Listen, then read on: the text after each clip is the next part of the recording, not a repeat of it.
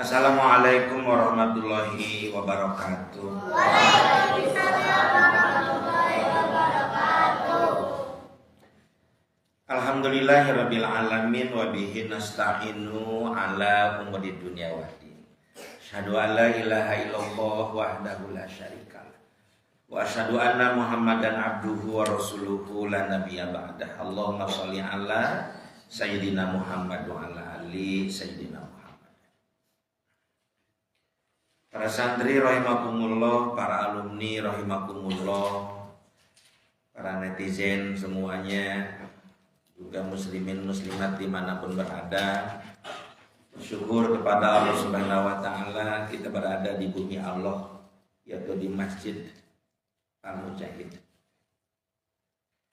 Pondok Pesantren Panti Asuhan Ulul Albab Pusat 1 yang berlokasi di Jalan Wiradi Sastra nomor 810 Sadakeling, Kelurahan Burangrang, Kecamatan Lengkong, Kota Bandung, Jawa Barat. Bersyukur kepada Allah kita telah melaksanakan saum yang ke-13 ya. Sekarang kita sedang melaksanakan saum yang ke-14. Siapa yang tahajudnya sudah batal? Benawan tempat. Oh, sekali. Alhamdulillah Buya Ge Sami sareng santrinya tahajud tacan batal, tarawih tacan batal. Pertahankan tak? Ngawitan nanti hari Sabtu kita sudah mulai mudun. Sekarang kita masih nanya puncak-puncaknya hari Sabtu kan tanggal 15 kita mudun. Sekarang kita sedang babak semifinal kan. Nanti finalnya itu pas tanggal 21. Makanya nanti untuk para santri wan akhwat yang mau iktikaf bisa diatur supaya maslahat. Bagaimana Rasul para santri Nabi Muhammad Sallallahu Alaihi Wasallam pas tanggal 20 Ramadan beliau sudah mulai beriktikaf, tidak ke rumah lagi, keluar rumah pada saat Idul Fitri. Para gubernur, para presiden dari berbagai dunia laporan kepada baginda Rasul ke Masjid Nabawi. Jadi pemerintahannya dipindahkan jadi ke masjid. Luar biasa tuh baginda. Sampai kesibukan sebagai khalifah ya beliau. Susah kita. Sedikit-sedikit mengikuti jejak langkah beliau. Makanya Futuh Mekah itu berhasil dalam waktu yang cukup sebentar. Permasalahan umat sekarang ini santri makin rumit. Kemaksiatan makin merajalela di berbagai aspek kehidupan. Ada survei terakhir nih yang perlu Buya sampaikan kepada seluruh pendengar.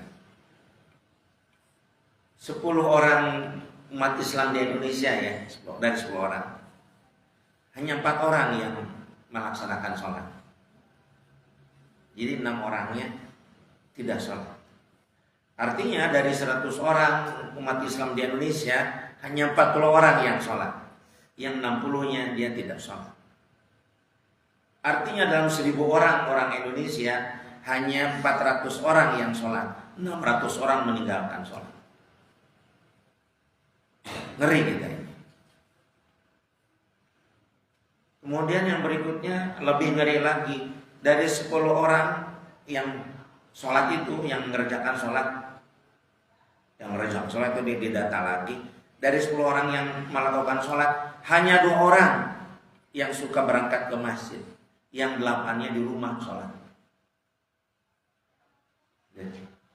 Artinya dari 100 orang yang melaksanakan sholat, hanya 20 orang yang ke masjid, yang 80 di rumah sholat, tidak berjamaah.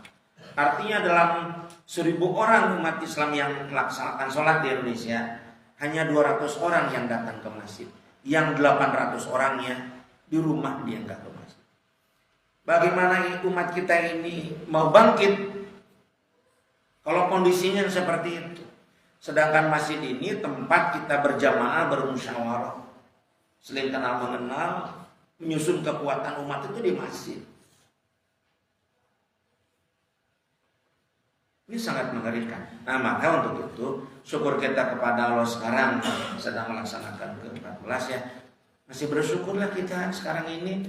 Ananda semua Buya selalu sholat di masjid. Yang sholat tarawih. Karena kita tahu sholat di masjid itu 27 derajat. Di rumah itu cuma 1 derajat. Kita jadi heran ini kenapa? Kok bisa begitu? Ini menjadi bahan renungan kita. Sehingga Ananda nanti pada saat sudah berada di tengah-tengah masyarakatnya, misalkan kebetulan tidak ditakdirkan Allah Ananda tidak menjadi pimpinan cabangnya, ya, cobalah Ananda jadi ustadz di daerahnya, rajin datang ke masjid, jadi marbot dari ketua dekan. Buya sudah memanggil masyarakat di sini, sudah dikasih surat oleh Buya. Semua sudah dikasih surat ke masjid.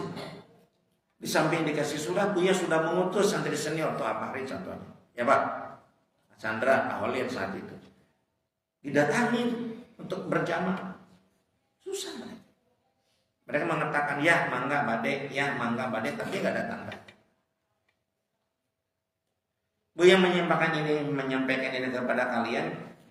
Kalau kalian bertanya dalam hati, kenapa Buya ngajak enggak? Ngajak Buya. Pakai surat Buya. Dikirim oleh Buya surat. Dikatakan keutamaan berjamaah, Pak, jamaah 27 derajat ditunggu oleh Buya di masjid. Kita bisa bersua, kita bisa ngobrol permasalahan umat. Nah, udah itu disusul oleh santri senior, didatangi. Kenyataannya begini. Ngeri. Nah, mungkin masalah ini bukan di kita saja, di berbagai daerah. Meskipun tidak seluruh, ada juga beberapa komplek yang bagus, padat gitu ya di masjid. Ini hasil survei, bukan kata Buya, survei yang terakhir baru seminggu ke belakang. Survei. Nah, Anda sekarang berada di pesantren berjamaah 5 waktu di masjid, hati-hati nanti. Anda 15 hari libur di rumah. Awas nih. Jangan seperti orang yang tadi itu, yang termasuk 8 orang yang tidak ke masjid. Kamu termasuk yang 2 orang itu yang datang ke masjid. Sesibuk apapun kita bersalaman, ada di rumah capek, ada yang berkumandang kemana? Nah, ke masjid mah, ke masjid. Keluarga lihat semua, wah ada perubahan ini anak. Si bapaknya juga malu, jadi ikut, yuk ikutan. Adik kita juga ikut, kakak juga ikut, malu oleh adik. Begitu. Yang sampai kalian ke bawah dengan yang lain. Nah, ayah juga, kakak juga tidak ke masjid, kita diam di rumah. Nanti gagal yang mendidik kalian. Gagal. Tolonglah. Hidup ini hanya 1 kali. Nggak ada remedial. Mau diulangi lagi nggak ada. Kita pulang nanti kepada Allah. Sudah beda alam akhirat kan. Nggak ada remedial. Mumpung masih hidup. Mumpung masih sehat. Mumpung Allah kasih kecerdasan. Karena orang kalau sudah stroke itu otaknya. Jangankan berpikir. Ke orang juga nggak tahu nama orang. Bahkan ke diri juga nggak tahu siapa saya. Stroke kalau sudah parah. Nggak bisa jalan, harus bilang. Kita mumpung sehat, yuk. Bismillah. Untuk apa lagi kita hidup? Kalau bukan untuk beribadah secara kafah kepada Allah Subhanahu wa ta'ala. Nanti kan Anda itu 15 hari di rumah, di daerah masing-masing, betul-betul diuji.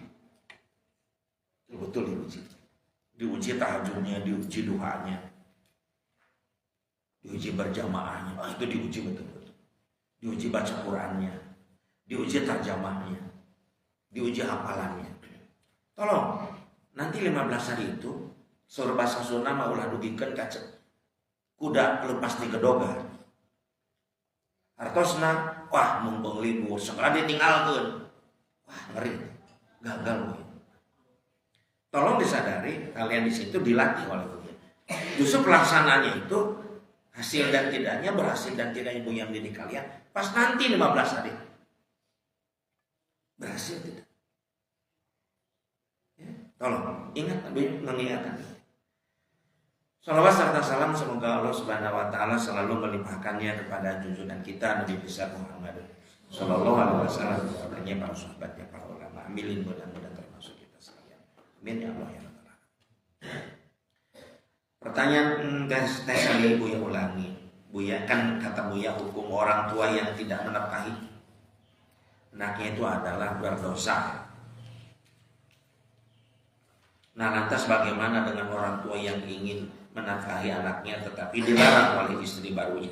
Nah, Buya masih membahas berkenaan dengan menafkahi anak. Sudah tobakoh qabla yulad sudah Buya bahas. Berikutnya kok tobakoh sa'atul yulad pada saat melahirkannya istri kita, atau teteh pada saat nanti melahirkan. Kemudian berikutnya adalah tobakoh ba'dal yulad dan balik sudah selesai. Nah, sekarang ini tobakoh yang berikutnya tobakoh ba'dal balik hatal mat. Hatal nikah. Jadi tingkatan di mana anak kita itu sudah balik sampai dia menikah. Perlu para santri pahami dan seluruh pendengar pahami bahwa tingkatan ini adalah tingkatan yang paling berat, baik untuk orang tuanya maupun untuk anaknya. Mengapa dia berat? Karena pada saat ananda awal pas balik head, kemudian ananda laki-laki pas mimpi basah, itu setan sudah mulai datang menggoda. Nih kalau Bayu itu kan ya, Gani, Wawan, apalagi Ervan, Michael, belum ada setan untuk apa goda? Karena belum banyak. Ini kalamnya bisa diangkat. Dia soleh, dia hebat ibadahnya untuk Buya yang merintahnya. Ngaji kamu ngaji, ya Buya. Pahala ngajinya untuk Buya. Jami misalkan nyuruh ke Bayu, awas, sehingga duhana dia laksakan. Jami yang dapat pahala. Dia tuh belum dapat pahala dan belum dapat dosa. Kalaupun nanti wafat sebelum balik, surga Jannatul Naim tempat. Atau berada di Al-Araf, atau berada sebagai petugas surga. Yang belum balik itu. Makanya kalau ada di suatu masjid, di suatu madrasah, ya, banyak anak-anak ngaji, Buya gak bahagia. Dia belum digoda oleh setan. Enggak begitu bahagia. Belum tentu dia SMP sudah balik, apalagi SMA masih dia masih. Tapi kalau Buya melihat di masjid, di madrasah, pemuda, pemudi, Buya bahagia. Hebat ini. Tetapi kenyataannya sekarang, lihat di masjid-masjid, mana pemuda?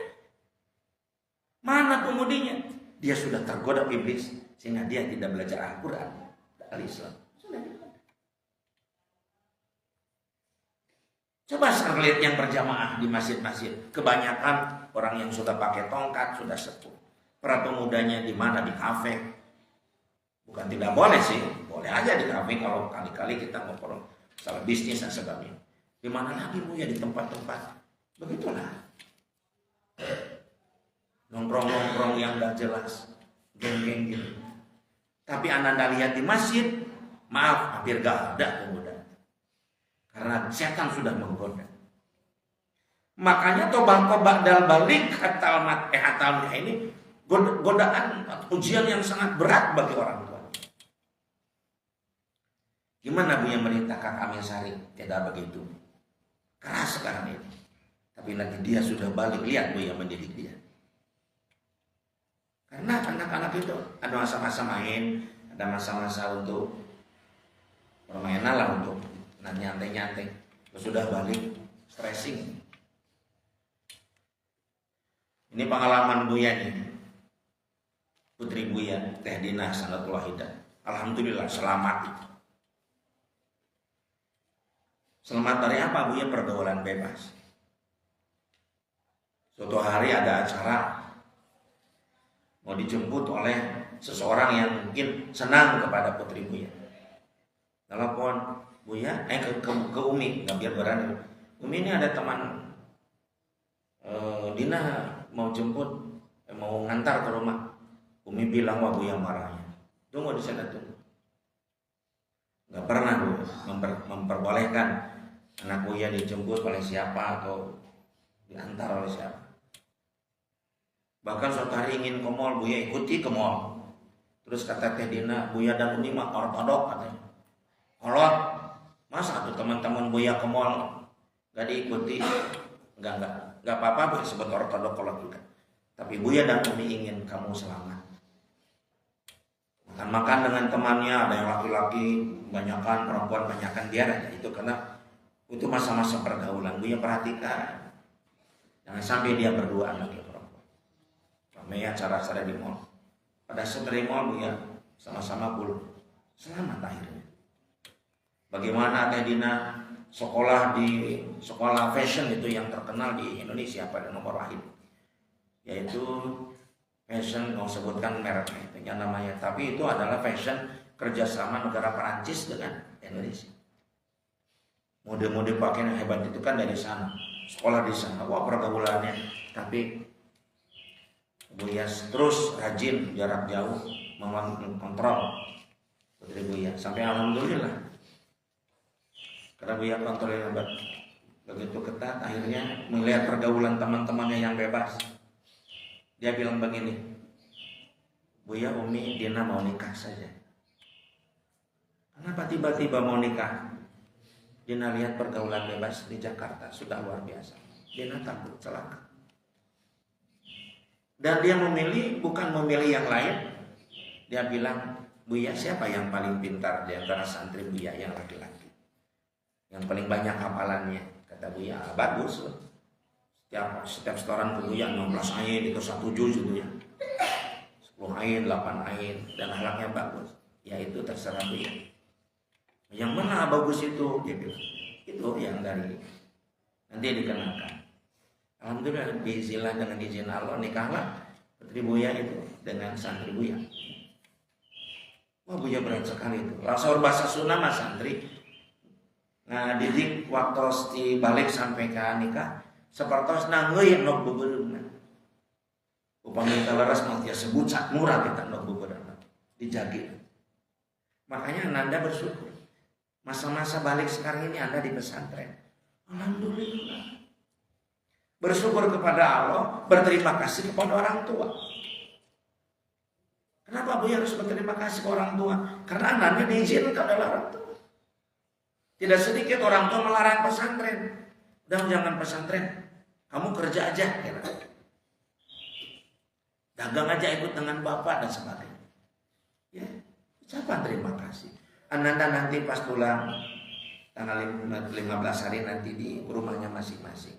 Suntangan, minta maaf sebesar-besarnya atas kesalahan kami, minta doanya,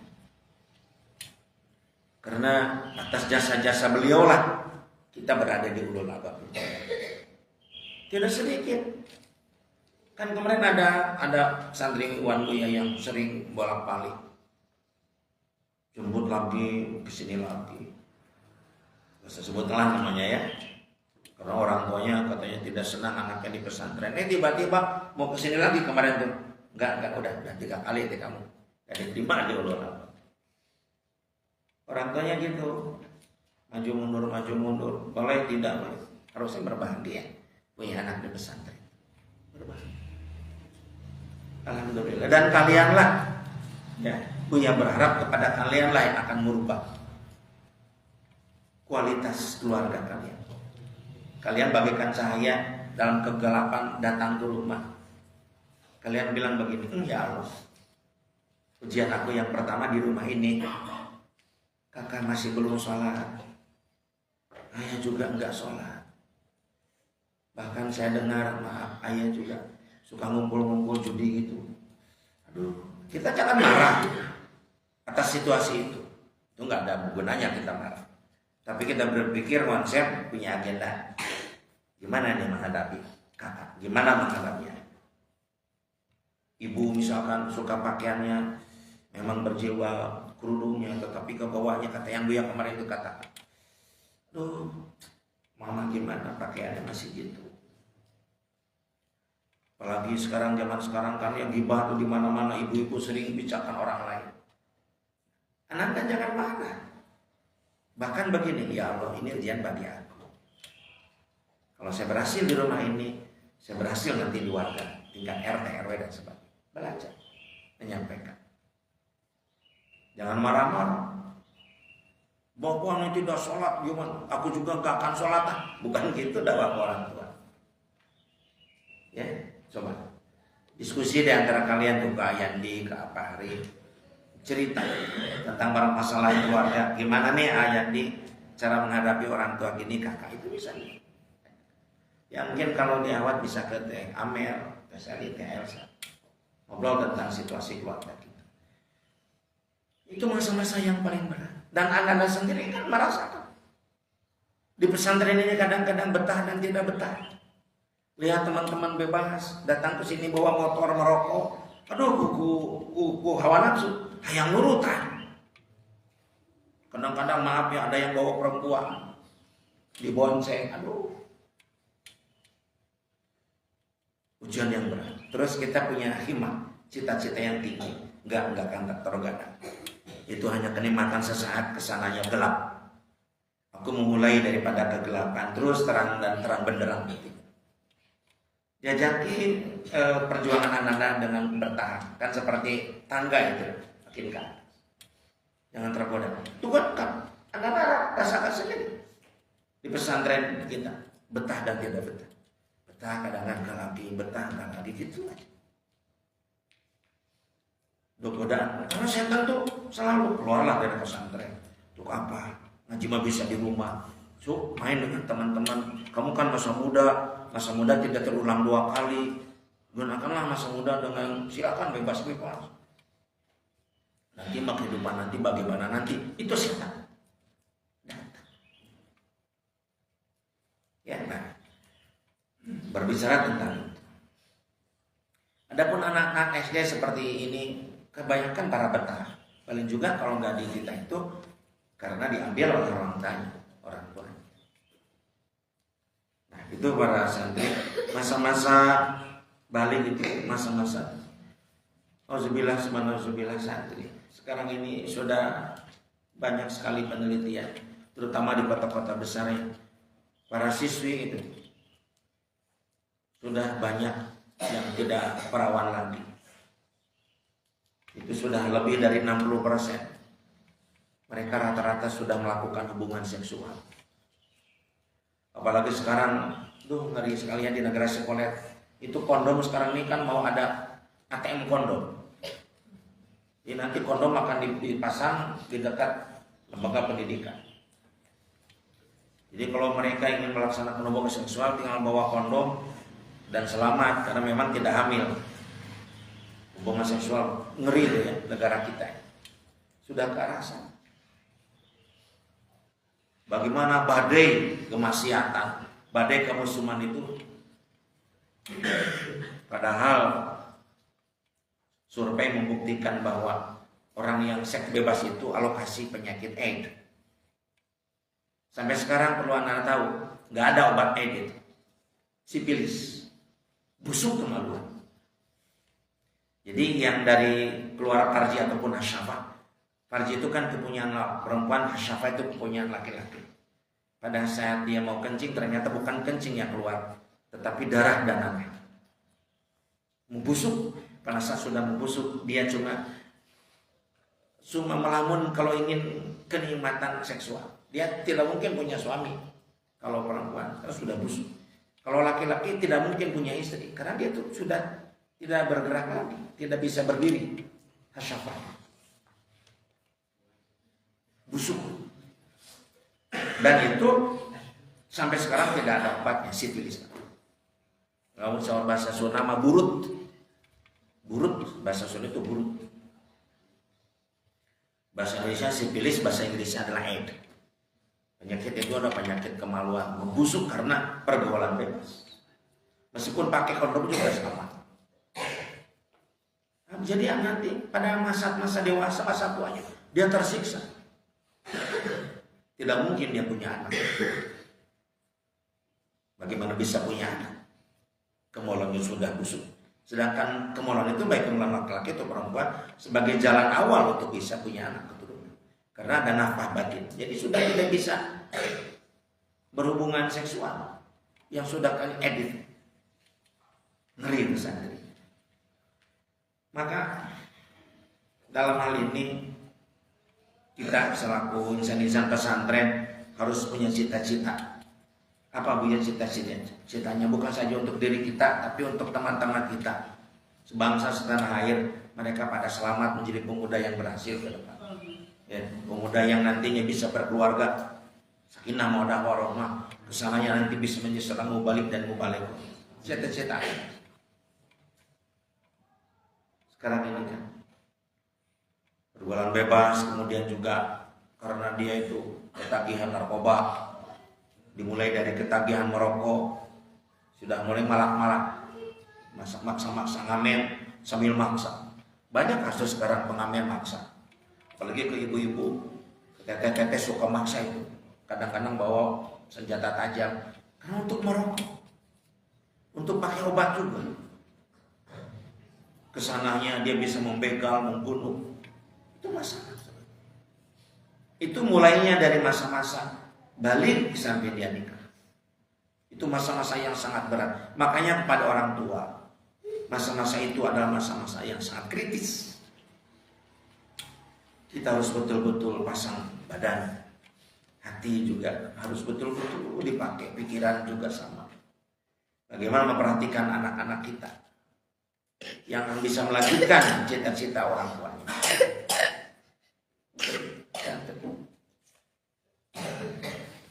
Mayoritas negeri kita adalah muslim, alhamdulillah.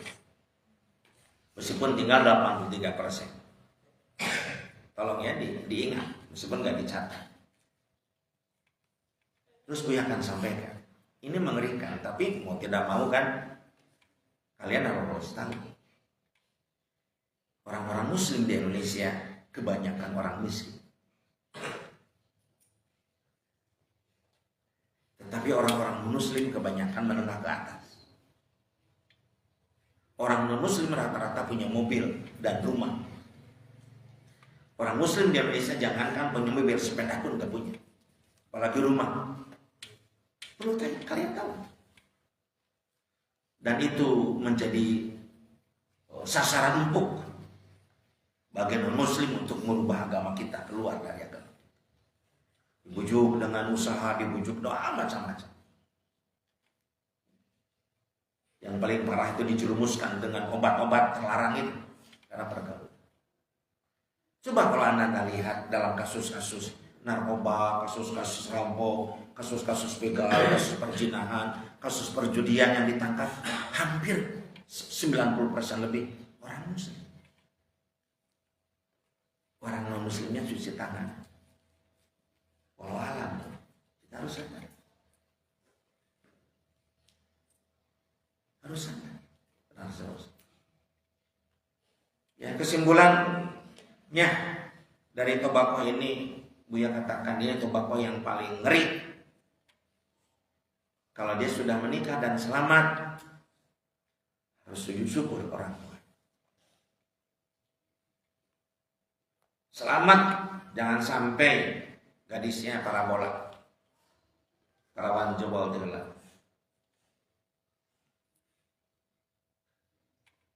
Lagi nanti malam pertama, si laki-laki kan bisa merasakan kok gini. Kalau gadis itu, kalau pas malam pertama, itu pasti keluar darah dari parjinya itu. Berarti selaput kegadisannya itu belum sobek, keluarlah darah. Tapi kalau yang sudah tidak gadis, tidak keluar darah, ngeplos saja. Nah, laki-lakinya, nah, tanda tanya, ya Allah, maksud istri aku gini. Nikah hari Sabtu, malam pertama, malam Minggu, hari Minggu sudah cerai, kembalikan si istrinya ke orang tuanya. Saya tertipu karena putri ibu sudah tidak gadis lagi. Bayangkan itu, kalau itu kejadian seperti itu. Kalau laki-laki punya gimana terasanya? Kalau kayak begini laki-laki. Si perempuannya, si istrinya memang gadis. selaput kegadisannya belum robek. Nikahlah pas malam nikah hari Sabtu, pas malam Minggu malam pertama itu si siapanya itu kemaluan si laki-lakinya nggak bisa menembus kegadisannya, sudah tumpul, berarti dia sudah tidak jejak lagi. Dia suka jajan dan si istrinya bilang ke mamanya, malu kalau ke bapaknya, mama, sepertinya suami saya ini sudah tidak jejak lagi, bahkan sepertinya sudah main perempuan. Kenapa anak bilang begitu? Tadi malam pertama Neng tersiksa, dia sampai keluar keringat, bisa gitu, tapi dia tidak bisa menembus kegarisan Neng. Saya bilang udah nggak mau lagi. Ini mas kawinnya kembalikan nak tolong. Dan ini buku nikahnya mau saya akan kembalikan ke kawan. Gugat cerai sama saya. Makanya kalau ada perempuan mendapatkan seorang santriwan maksudnya ya, berbahagia karena santriwan itu jauh dari pada saat bertempur nanti berkeluarga tempur malam pertama, wah si ujangnya berdirian luar biasa. Mengapa? Karena santri tahu itu adalah ibadah itu. Biasanya mimpi sekarang kenyataan. Anaknya bilang ke mamanya, mama luar biasa malam pertamanya. Apa kata mamanya? Ya kan suami ini kan santri ya tuh. Santri mana? Gak usah diragukan lagi. Berbahagia.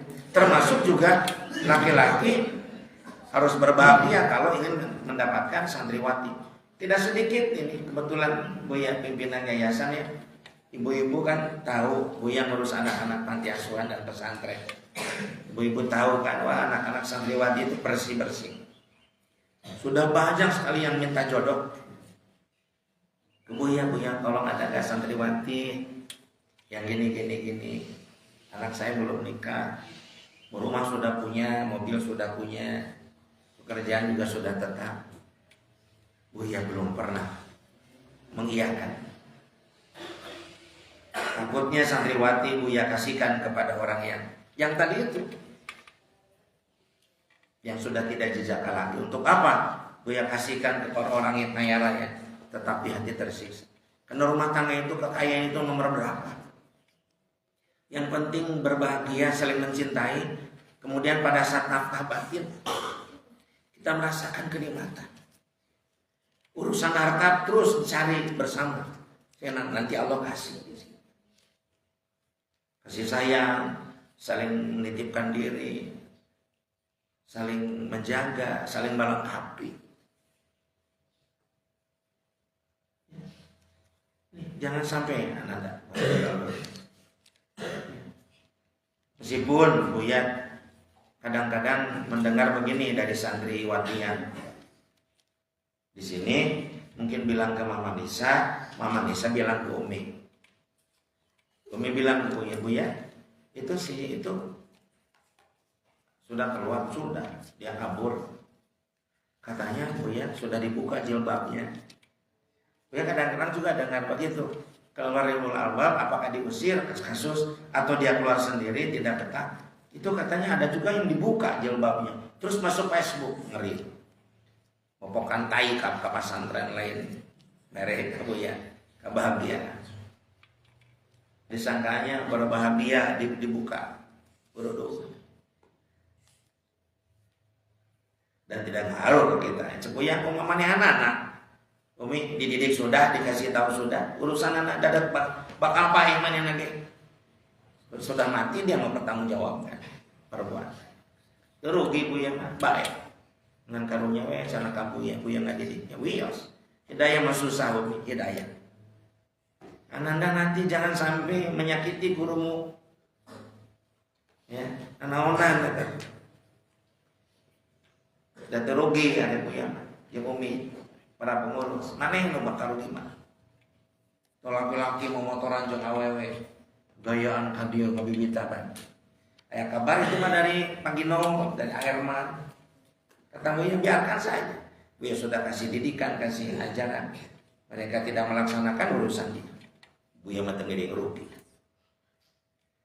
Itulah santri tobako yang sangat berat dalam hidup kita. Karena setan itu sudah mulai menggoda. Karena kalau gagal pemuda berbahagia dan bersorak-sorai setan. Karena umat Islam nantinya tidak kuat lagi. Kemudian tobako yang terakhir, tobako pada nikah hatal mat. Pendidikan anak sejak nikah sampai dia meninggal dunia. Apa yang dilakukan? Para santri rahimakumullah perlu saya sampaikan kepada anda semua bahwa kewajiban orang tua pada saat anaknya sudah nikah tetap punya kewajiban untuk menyelamatkan anak-anaknya. Tidak begini, dia kan sudah punya suami, biar aja suaminya yang mendidik. Tidak begitu. Salah itu. Biarkan saja dia kan sudah punya istri, ya istri saja yang sama-sama mendidik, saling didik dengan suami. Enggak. Kalau kita punya anak sudah nikah, kita ambil contoh saja. Anak kita misalkan perempuan sudah nikah, dia punya suami. Tetap harus bertanya, gimana sholatnya, gimana saum sunatnya, gimana infak sedekahnya, gimana kamu ke suami taat tidaknya, jangan sampai melawan. Kita kasih, jangan lepas begitu saja. Pantau, tetapi pemantauannya tidak secara langsung. Kita menghargai pasangannya. Kalau kita menasihati anak kita, jangan di depan suaminya, di belakang. Taatlah ke suami. Terus ada komunikasi. Dan yang berikutnya kepada orang tua nih, siapapun yang mendengar, ya sangat kurang baik orang tua yang ikut campur urusan keluarga rumah tangga anaknya, ikut campur. Nanti bukan tidak boleh, itu kurang baik. Ikut campur, mengatur, ikut campur lebih jauh gitu ya, sehingga suaminya tidak enak dengan ikut campur mertuanya, atau istrinya tidak enak karena orang tua dari suaminya atau mertua dari istri itu ikut campur juga. Tidak, cuma pemantauannya. Kemudian berikutnya tentang harta kekayaan, tidak ada batasnya. Tidak begini, putri saya kan sudah nikah, sudah punya suami, udah nggak usah dikasih lagi nafkah. Tidak ada. Nafkah selesai. Terus kita untuk apa sih kita cari uang kalau bukan untuk anak dan cucu? Bantu keluarga anak kita itu. Suaminya belum punya pekerjaan yang kuat, yang kokoh, bantu. Santri perlu santri tahu. Ini Buya sendiri. Pada saat Buya menikah dengan Umi sudah sarjana, Buya masih kuliah, lagi nyusun skripsi.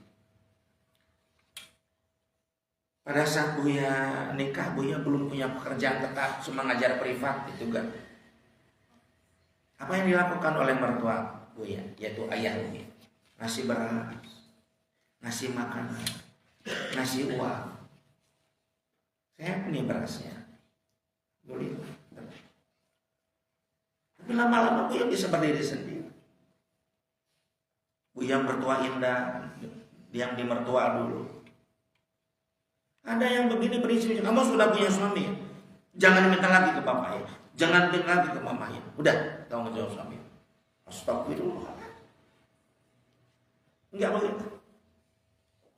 Kita kasih, kadang-kadang ngasih kita cukup banyak untuk bikin rumah. Bagaimana Buya membantu Teh Dina? Pesantren itu kan pesantren wakaf Buya. Buya beli tanah, Umi beli tanah terakhir 100 tumak. Kasihkan untuk Teh Dina.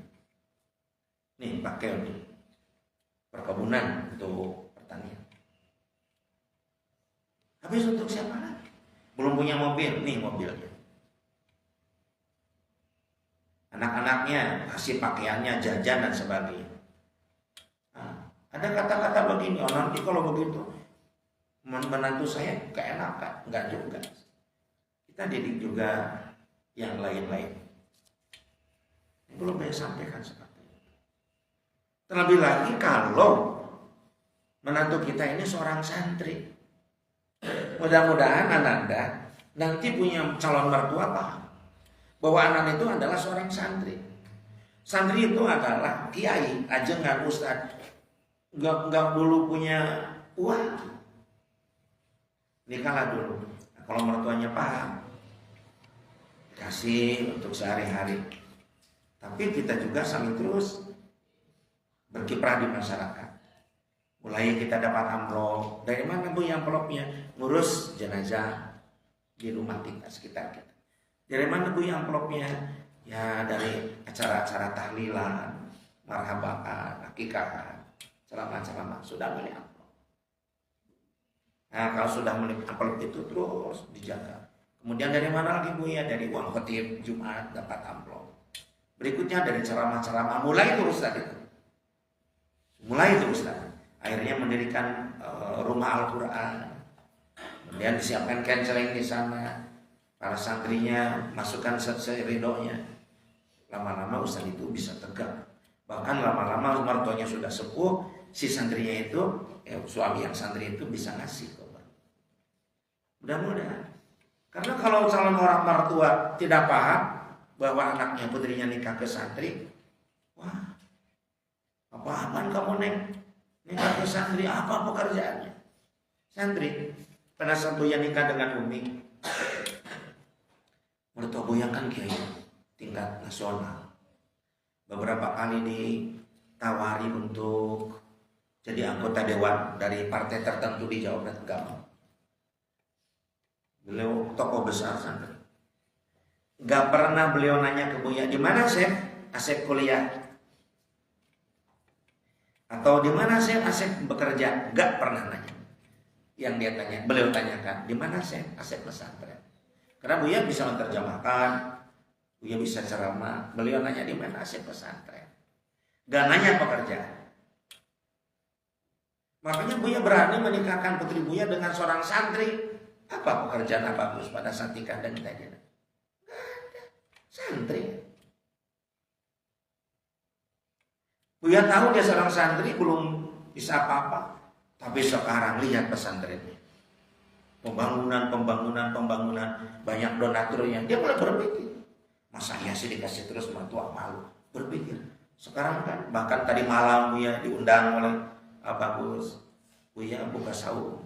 Saya masak ini. Jadi bagaimana orang tua itu melihat setelah nikah itu jangan lepas. Terus membimbing sampai dia bisa berdiri sendiri dia. Menjadi keluarga yang utuh. Dia sampaikan ya kepada orang tua yang kadang-kadang begitu. Udah nikah kamu udah jangan minta lagi. Jadi Pak, makanya nanti kalian pada saat memilih calon istri itu kan ada yang sebut dengan lihat turunannya. Maksud turunannya itu bagaimana? Paham gak di agama? Yang sampai kita mendapatkan seorang perempuan yang orang tuanya tidak paham agama. Yang mana sih ini kamu berkeluarga belum bisa apa-apa? Itu istri kamu, ya anak bapak minta lagi ke bapak. Kerja dong, orang tahu. Buya kalau rumah tangga belum bisa berdiri utuh, dikasih beras, kasih uang. Ya Buya nggak malu, karena Buya paham orang tua itu punya kewajiban seperti itu.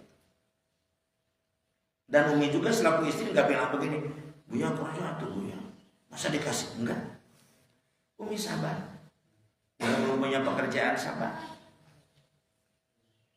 Teteh itu begitu. Kalau Teteh nanti punya suami kebetulan santri, baik santri Buya atau santri di pesantren lain, tergantung nanti takdir Allah kemana Ananda punya suami. Kalau punya suaminya santri, jangan banyak minta.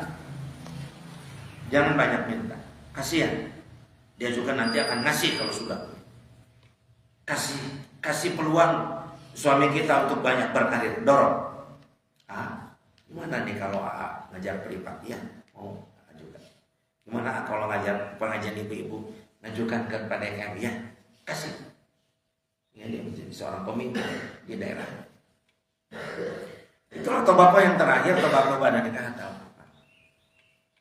Sampai anak kita itu wafat karena memang tidak sedikit anaknya lebih dulu dari orang tua. Nah, begitu ya saya dari Buya kan kata Buya hukum orang yang tidak menafkahi anaknya itu dosa. Ya, begitu sangat banyak sekali Teteh kewajiban orang tua. ya Pak. Maaf boleh sampaikan ini tuh baru global, garis besar. Secara spesifiknya itu harus berkonsultasi dengan konsultasi dan mahal itu besar. Ya, kenapa Bu ya? Kan itu ilmu. Makanya kata Buya kan begini. Insinyur sudah banyak, dokter sudah banyak, profesor, dokter sudah banyak. Yang jarang itu Ustaz. Dan ternyata betul. Berapa banyak profesor yang konsul ke Buya tentang rumah tangga, dokter, insinyur, tentang rumah tangga. Ya, memang pintar dalam teknologi, pengetahuan, sains, tapi dia tidak paham tentang rumah tangga. Ya, nah, jadi anak-anak itu ke depan bagaimana seorang konsultan di bidang rumah tangga. Tidak mungkin anak-anak menjadi konsultan kalau memang keluarganya tidak sakinah mawaddah warahmah. Makanya anak-anak harus berdoa kepada Allah, samping berdoa untuk diri sendiri. Doakan Buya yang punya 3 istri. Kalau gagal Buya berumah tangga, pertanyaan Buya kepada siapa umat nanti? Minta bantuan. Alhamdulillah selama ini Buya harmonis, sakinah mawaddah warahmah. Tentu ada ilmunya dan doa dari berbagai berkenaan dengan berpoligami. Ya. Baik, berikutnya begini. Nah, lantas bagaimana dengan orang tua yang ingin menafkahi anaknya tetapi dilarang oleh istri barunya? Nah, kita berbicara tentang istri baru. Berarti istri baru itu ada beberapa kemungkinan, paling tidak ada 2 kemungkinan. Kemungkinan pertama saya dan para santri, ibu kita wafat. Innalillahi wa inna ilaihi raji'un. Kemudian ayah kita nikah lagi. Berarti itu adalah ibu baru kita. Itu kan kemungkinan pertama. Kemungkinan kedua bisa saja ayah kita itu cerai dengan ibu kita. Kemudian ayah kita nikah lagi, maka ada yang disebut dengan istri barunya. Berarti otomatis sebagai ibu tiri. Para santri rahimahumullah terutama pada tahun 1000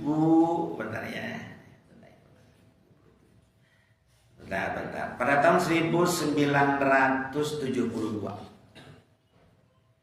dia masih ingat dibawa oleh nenek Buya, diajak. Yang ngajak bukan nenek sih, bibi. Jadi adik dari ayah. Saya ayo orang nonton film rame. Memang saat itu filmnya sangat viral. Judulnya Ratapan Anak Tiri. Masih ingat tuh artisnya itu yang terkenal Faradila Sandi. Buya saat itu baru nonton kelas 2 SD tuh Buya. Nonton film yang judulnya Ratapan Anak Tiri.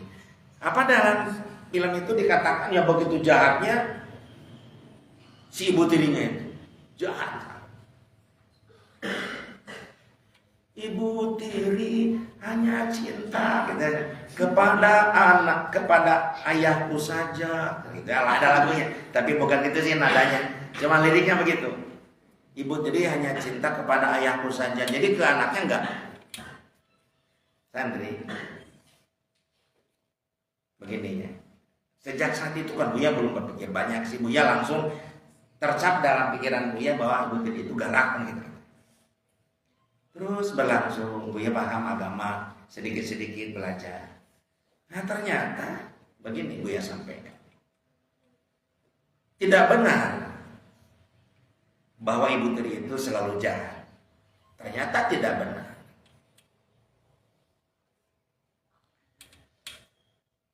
Tapi kalau pun toh itu benar, ternyata harus diselidiki dulu, ditelusuri sebab-sebabnya. Buya punya ibu tiri sekarang. Ayah Buya, ibunda Buya wafat tanggal 25 Agustus tahun 2008. Beliau wafat. Dan ayah bunda nikah lagi. Mama Hajah Raden, turunan Raden. Itu aja ibu tiri Buya. ibunya Teh Erni, ya kan? Gimana?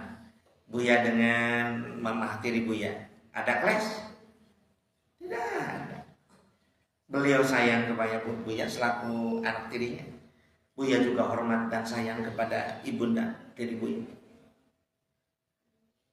Ternyata bagaimana kitanya, anak-anaknya, itu ditelusurinya itu sebetulnya harus dari bawah. Dari mulai apa Buya ditelusurinya? Ditelusurinya mulai dari proses ayah kita itu ta'arufan dengan calon ibu tiri kita. Ini ceritanya. Misalkanlah ibu kita meninggal, ayah kita ada. Kemudian ayah kita bilang ke kita selaku anak-anaknya, anak-anakku, ayah mau nikah lagi. Nah, kebanyakan selama ini si anak-anaknya itu marah. Apa-apaan ayah nikah lagi, gak sayang ke ibu. Apa-apaan ayah nikah lagi, jangan-jangan nanti ibu tiriku, ibu tiri saya ini, ibu tiri kami, gak lah. Gak. Ananda, Buya sampaikan, gak boleh berbuat buruk seperti itu kepada ayah kita atau ibu kita. Baik ayah kita yang menikah lagi karena ibu kita wafat atau bercerai, atau ibu kita yang mau nikah lagi karena ayah kita wafat atau ayah kita bercerai dengan ibu kita. Jangan pernah menghalang-halangi. Ya titik. Nih dari mulai menghalang-halangi itu masalah. Contoh kan misalkan ayahnya ta'arufan,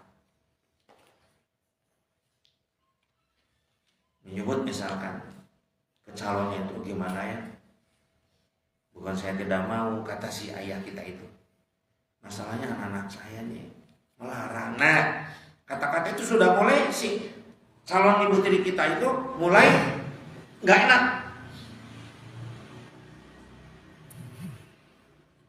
Ada dua tipe istri suami ibu baru kita tuh ada tipe. Ada tipe yang menurunkan diri. Ya udahlah kalau anak-anaknya nggak mengizinkan, marah-marah nggak, saya mundur. Tapi yang paling harus kita takutkan justru maju terus. Emangnya gue pikirin anak-anaknya? Apa urusannya gue dengan anak-anaknya? Aku cinta kepada dia, ayahnya. Akhirnya ayah kita juga manusia normal, menikahlah. Nah sejak itulah clash terjadi. Nah dalam hal ini santri, Buya sampaikan kepada Ananda kalau terjadi seperti itu. Begini kita katakan ke ayah, ayah, apa alasan ayah mau menikah lagi?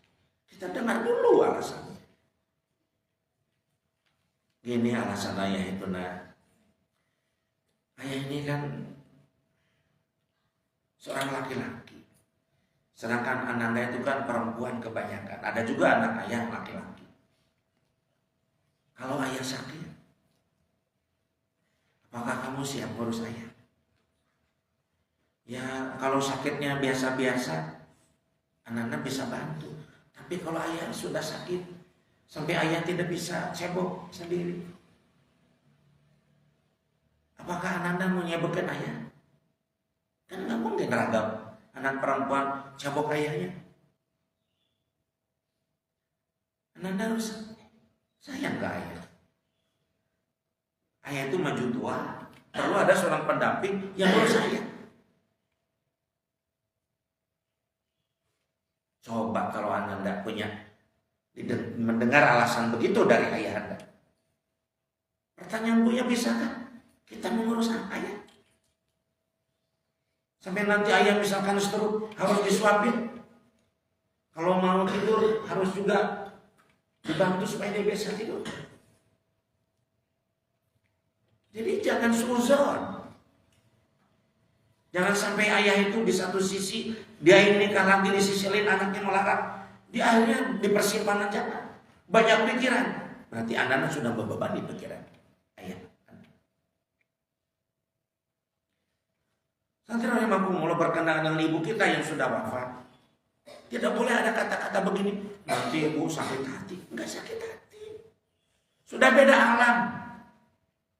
Ibu kita itu sudah, kalaupun orang ibu yang solehah, dia sudah mendapatkan kenikmatan alam barzah.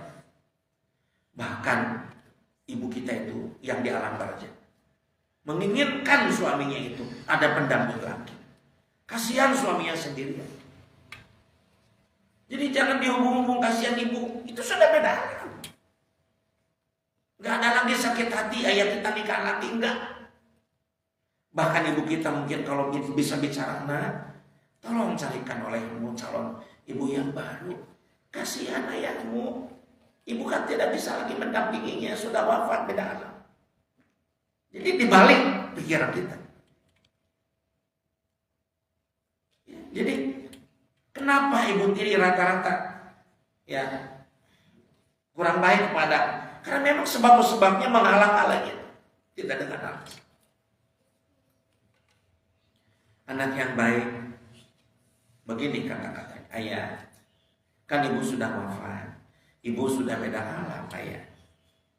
Tidak ada istilah sakit hati, kata Buya juga, memang beda alam. Bahkan kata Buya juga, ibu yang sudah di alam barzah itu mungkin menginginkan ayah itu ada pendamping. Apakah ayah mau dicarikan oleh kita anak-anaknya, atau ayah mau cari sendiri? Yang jelas diusahakan ayah calon ibu baru bagi kami di ya yang solehah, ya anggota majelis taklim, cari ke kiai kalau bisa. Silakan ayah. Saya insya Allah akan berdoa untuk ayah dapat lagi yang baru. Kemudian juga supaya kami ini tenang, ayah masih tua kan perlu ada pendamping. Santri, ayah kita kan biasa dengan ibu kita. Sebelum tidur ada kita bisa kayak peluk-peluk itu biasa dengan istrinya. Ngobrol gitu. Sekarang nggak ada. Apakah anak-anak tidak kasihan? Punya ayah sendirian. Ya.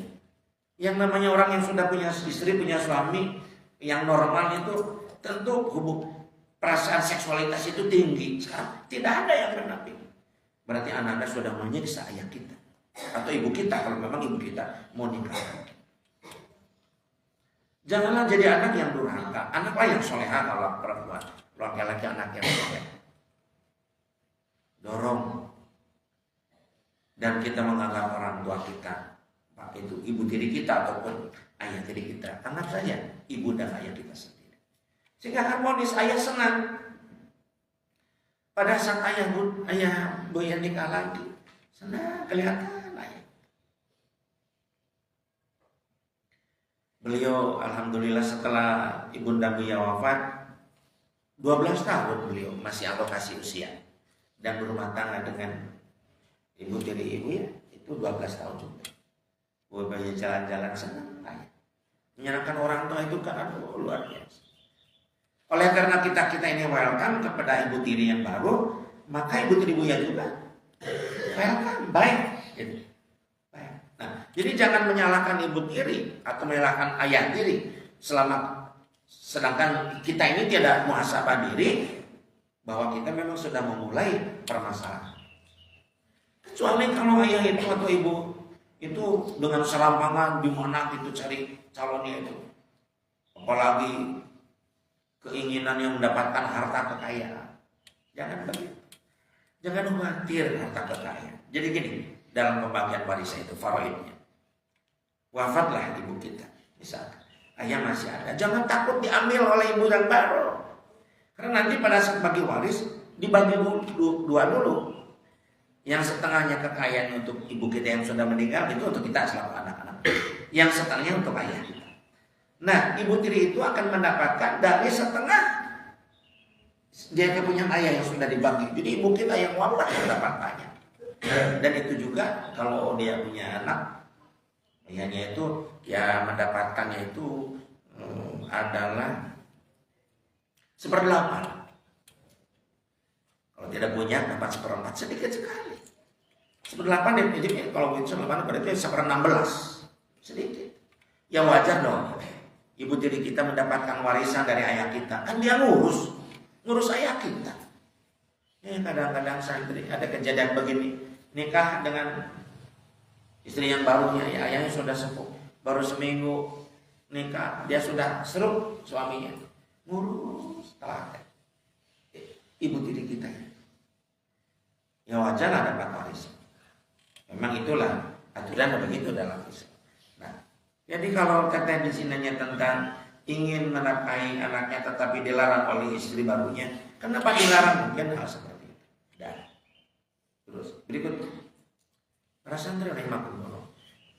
Misalkan di Teseli atau siapa saja, ini bukan Teseli masih contoh yang lain. Kita sudah baik dan sebagainya ke ibu tiri, tetapi dia tetap kepada kita benci, itu urusannya. Sampai menghalang-halangi ya untuk ngasih ke anaknya. Silakan ditulis hadisnya. Ini sabda baginda Rasul. Kalau Rasulullah Shallallahu Alaihi Wasallam, mandoro, pakai dode, mandoro, dorollahu bih, mandoro, dorollahu bih, wa man syaqallahu alaihi, wa man syaqallahu alaihi.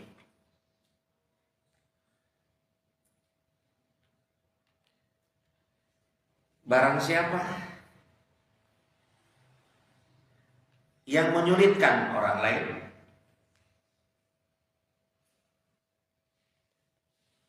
barang siapa yang menyulitkan orang, nah dia nulis satu, ada kata nulis pulpen di nakuku, ditulis satu. Barang siapa yang menyulitkan orang lain, Allah akan menyulitkan orang itu.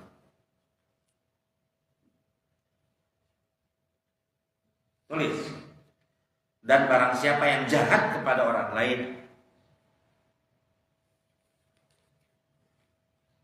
Allah akan membalas kejahatannya itu. Allah akan membalas kejahatannya itu. Ini sabda Rasul. Itu sabda Allah Subhanahu wa taala. Yang pasti benarnya. Nah, kalau ada orang tua, istri baru kita, ibu tiri atau ayah tiri, yang mempersulit urusan kita, sampai kita tidak bisa dapat uang dari ayah dan sebagainya, maka suami, ibu tiri kita atau ayah tiri termasuk orang yang akan disulitkan oleh Allah hidup. Bahkan kalau dia berbuat jahat menyakiti anak tirinya, Allah akan membalas kejahatan. Macam-macam balasannya itu. Dia akan terlantar hidupnya, mati dalam susah melepaskan nyawanya, banyak. Kita nggak usah. Cuma gini, kalau ada ibu tiri yang begitu atau ayah tiri, misalkan kita punya contoh ayah tiri lah, ya ibu tiri yang berbuat begitu, kita bilang ke ayah dengan baik, ayah, kuncinya ada di ayah. Pakai kata-kata kuncinya ada di ayah. Meskipun ibu tiri buruk ke saya, jahat ke saya, tapi kan ayah kuncinya. Tolong ayah jangan terpengaruhi oleh ibu tiri. Lihatlah saya selaku anak ayah. Lihatlah ibu almarhumah yang sayang kepada saya. Masa ayah tidak sentuhlah hatinya. Jadi pakai pintu, bukan pintu ibu tiri, pintu ayah. Sekarang kan sudah zaman HP. Gak mungkin ayah menolak telepon kita. Telepon WA. Kalau itu terjadi, meskipun dia tidak percaya sih kalau ada ibu tiri sejahat itu. Kembali kepada diri, kalau kitanya baik, dia akan baik. Begini saja, ibunya akan sampaikan yang terakhir nih kepada saya selalu. Kalau kita punya uang banyak, di sini ada, kita punya saku banyak sampai ke bawah. Dan bukan uang SSC sih, gambarnya Soekarno-Hatta, banyak uangnya, 100 ribuan. Kita jalan dengan uang yang banyak itu, berarti kita kaya uang, betul nggak? Kaya uangnya. Ada orang fakir miskin, minta nggak ada untuk makan. Kalau kita sehat, normal, apa yang kita lakukan? Oh, makan. Nggak punya uang ya, Mang? Nggak punya uang. Kebetulan aku banyak uang. Kasih kan? Betul ya? Jualan lagi, ada yang minta kasih. Orang yang banyak uang harus ngasih kepada yang kurang uang. Itu sudah lumrah.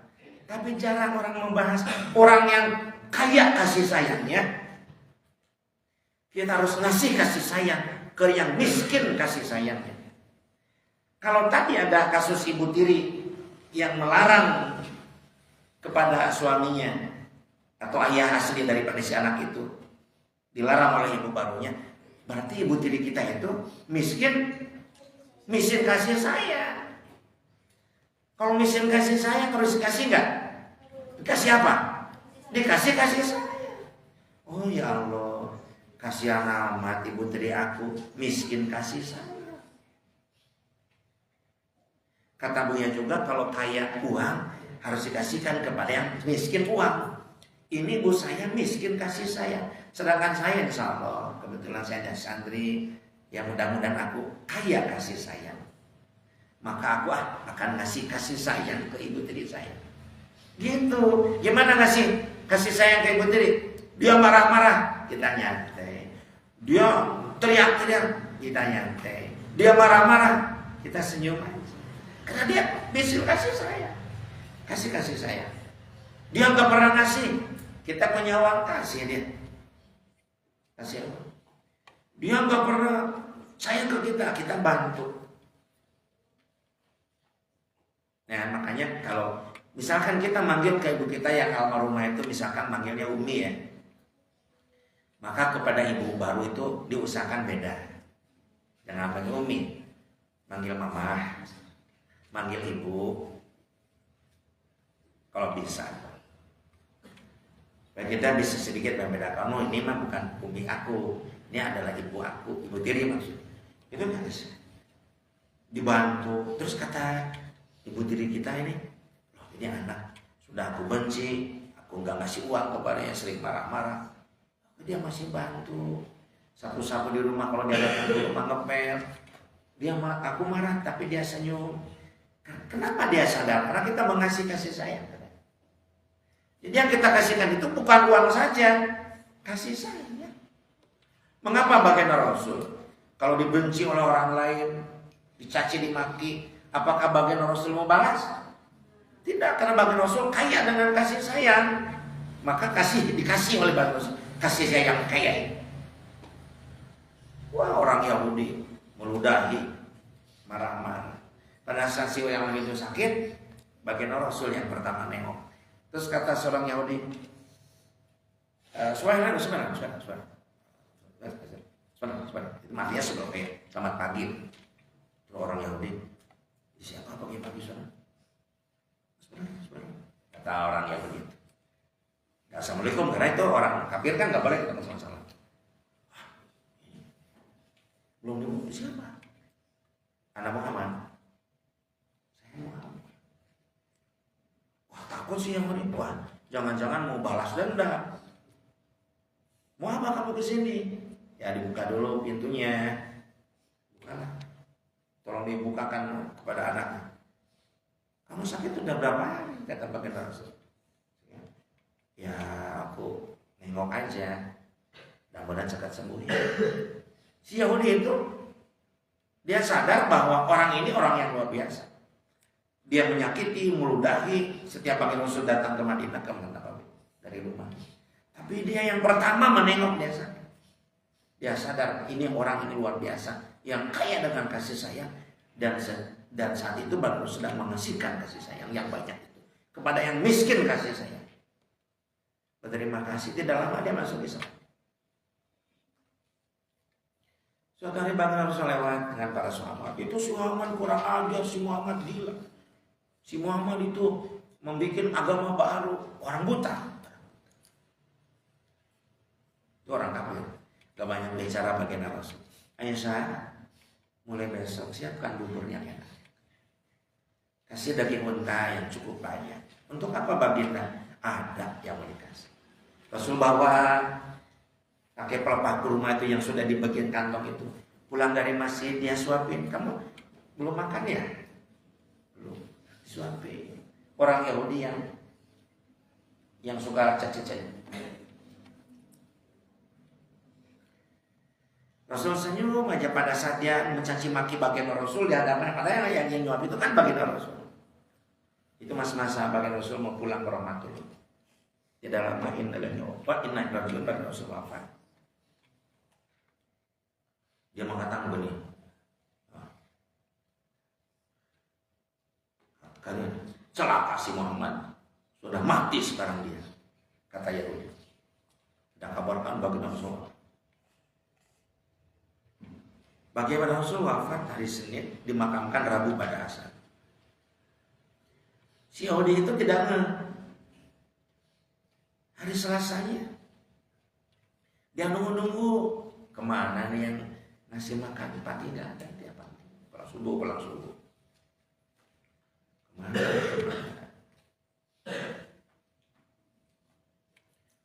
Sudah jarak seminggu ada kabar, wahai Abu Bakar. Itu si orang Yahudi itu yang gelandangan itu, yang suka marah-marah ke baginda Rasul, tolong dikasih bubur juga, bahkan disuapin gitu. Baginda Rasul, Abu Bakar Siddiq bikin bubur yang enak. Kemudian disuapin lah si orang Yahudi itu. Ini siapa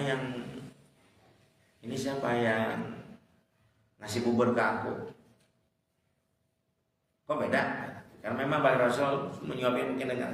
Kok beda? Ya beda, orangnya juga beda, kata Abu Bakar.